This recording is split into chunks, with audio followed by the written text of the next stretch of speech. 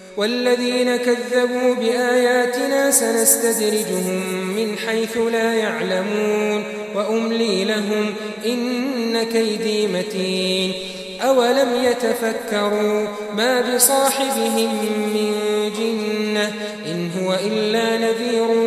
مبين أولم ينظروا في ملكوت السماوات والأرض وما خلق الله من شيء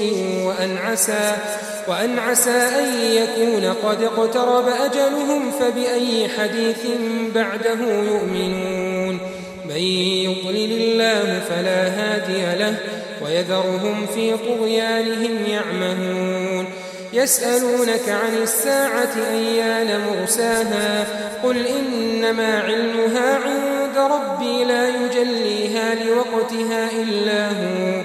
ثقلت في السماوات والأرض لا تأتيكم إلا بغتة يسألونك كأنك حفي عنها قل إنما علمها عند الله ولكن أكثر الناس لا يعلمون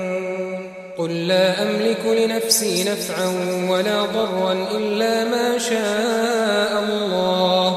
ولو كنت أعلم الغيب لاستكثرت من الخير وما مسني السوء إن أنا إلا نذير وبشير لقوم يؤمنون اور جن لوگوں نے ہماری آیتوں کو جھٹلایا ان کو ہم بتدریج اس طرح پکڑیں گے کہ ان کو معلوم ہی نہیں ہوگا، اور میں ان کو مہلت دیے جاتا ہوں، میری تدبیر بڑی مضبوط ہے۔ کیا انہوں نے غور نہیں کیا کہ ان کے رفیق یعنی پیغمبر کو کسی طرح کا بھی جنون نہیں ہے، وہ تو صاف صاف خبردار کرنے والے ہیں۔ کیا انہوں نے آسمان اور زمین کی بادشاہت میں اور جو چیزیں اللہ نے پیدا کی ہیں ان پر نظر نہیں کی،